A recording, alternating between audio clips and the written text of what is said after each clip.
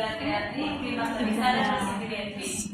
Baiklah, kami dari Komisi 3 akan mempresentasikan materi tentang analisis kurikulum Merdeka PAUD. Materi pertama akan disampaikan oleh Rosi. Silakan.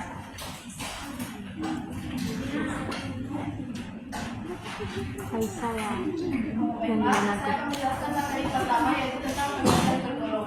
Bagaimana pengertian kurikulum ini adalah kurikulum merupakan dasar atau pedoman pelaksanaan pembelajaran yang dilakukan oleh guru pada sekolah. Adapun kurikulum merdeka. Kurikulum merdeka itu adalah kurikulum yang dilaksanakan dengan cara mengembangkan profil anak sehingga anak tersebut dapat memiliki jiwa dan nilai yang sesuai dengan kandungan usia manusia.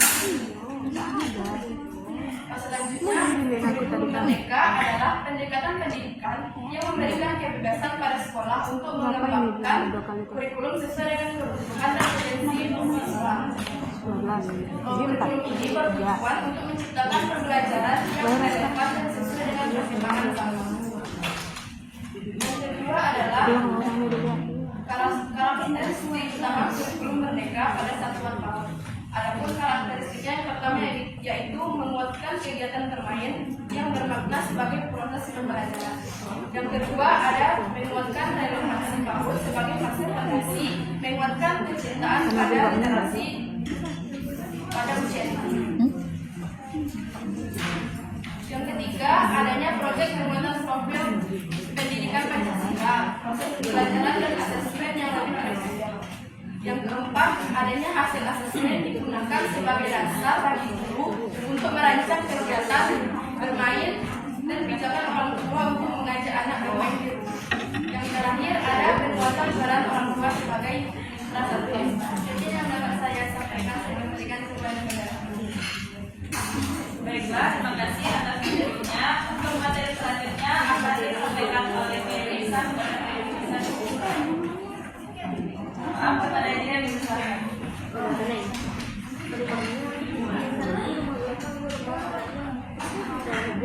Baiklah, materi selanjutnya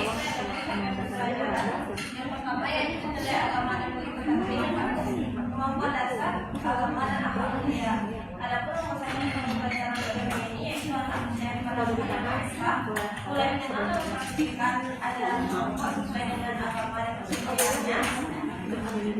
Anak dapat berpartisipasi aktif dalam menjaga kebersihan dan kebersihannya. Dan yang terakhir yaitu anak menghargai sesama manusia dengan berbagai perbedaan dan berpraktikkan perilaku baik dari manusia. Yang kedua yaitu jati diri adalah penilaian dan pemahaman seseorang mengenai dirinya secara pribadi maupun sebagai bagian dari kelompok.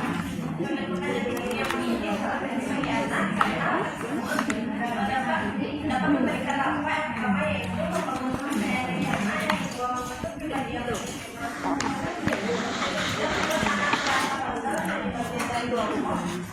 dan yang terakhir yaitu membentuk pribadi yang menghargai kesamaan dan menerima perbedaan. Dan yang terakhir yaitu dasar literasi, matematika, sains, teknologi, rekayasa dan seni.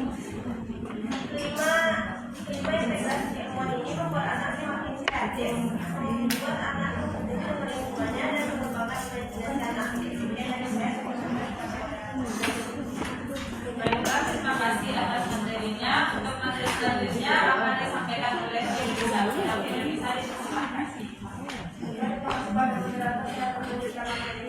Tentang tujuan dan proses dasar kurikulum Merdeka PAUD. Kurikulum Merdeka masuk dalam pendidikan manusia ini sebagai tantangan dan sumber yang dijadikan anak untuk berpikir untuk memberikan proses pembelajaran yang lebih fleksibel dari berbagai Menurut Mulyadi 2023, kurikulum dari kurikulum PAUD adalah kurikulum Merdeka PAUD adalah yang pertama anak, yang kedua adalah eksplorasi dan aktivitas anak, dan yang terakhir adalah pengembangan keterampilan sosial dan emosional. Menurut Fatwa 2022, terdapat beberapa ide utama yang mendasari kurikulum Merdeka PAUD. Yang pertama adalah pembelajaran berbasis pengalaman, yang kedua pendekatan inklusif dan partisipasi, yang ketiga fleksibilitas dalam metode pembelajaran, dan yang terakhir adalah pengembangan karakter dan juga nilai-nilai positif. Terima kasih.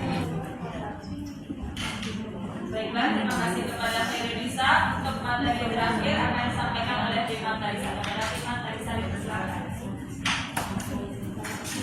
Baik, terima kasih kepada moderator. Saya akan menjelaskan materi yang selanjutnya yaitu kelebihan dan kekurangan kurikulum musik PAUD.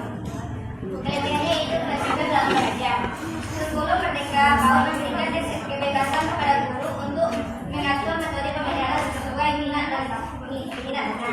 Yang kedua yaitu pendekatan berbasis pengalaman. Kurikulum ini menekankan pentingnya pembelajaran melalui pengalaman langsung.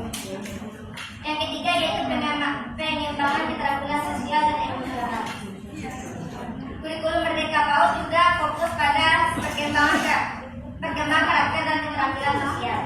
Yang keempat yaitu inklusi dan partisipasi orang tua. Kurikulum mendorong keterlibatan orang tua dan inklusivitas bagi anak dengan berbagai latar belakang dengan kebutuhan khusus. Dan kekurangannya yaitu satu, kurangnya standar yang jelas untuk pengukuran hasil belajar. Yang kedua yaitu tantangan dalam implementasi.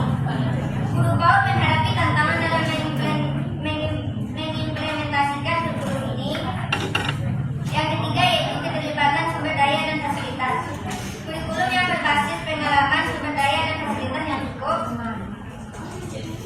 Yang keempat yaitu tingkat keterlibatan orang tua. Kurikulum Merdeka PAUD membutuhkan keterlibatan orang tua dalam pembelajaran. Dan selanjutnya yaitu implementasi kurikulum Merdeka PAUD. Satu, persiapan dan perencanaan. Langkah pertama dalam implementasi kurikulum Merdeka adalah perencanaan yang matang. Yang kedua yaitu pelatihan guru dan tenaga pendidik. Guru PAUD memainkan peran sentral dalam implementasi kurikulum Merdeka. Yang ketiga yaitu penyediaan sumber daya dan fasilitas. Yang keempat yaitu kolaborasi dengan orang tua dan komunitas. Keterlibatan orang tua dan komunitas adalah komponen penting di kurikulum Merdeka. Yang kelima yaitu evaluasi dan penyesuaian. Kurikulum Merdeka di PAUD harus diikuti dengan evaluasi yang berkelanjutan. Baiklah, hanya sekian yang dapat saya jelaskan. Saya kembalikan kepada moderator. Baiklah, terima kasih kepada Prima Tarisa. Mungkin itu saja materi yang dapat disampaikan oleh kelompok 3. Bagi teman-teman yang ingin bertanya, dipersilakan. Dipersilakan. Sebelumnya perkenalkan nama saya Marisa Sari dengan yang bermanfaat. Perwakilan dari kelompok 2 ingin bertanya kepada Wakil Kaji, bagaimana strategi evaluasi dan pengukuran dalam kurikulum Merdeka untuk apakah lebih menitikkan pada pendekatan formatif atau kombinasi dari berbagai metode evaluasi. Sekian pertanyaan dari saya. Terima kasih. Saya untuk kembalikan kepada moderator. Baiklah, terima kasih kepada Mbak Winda.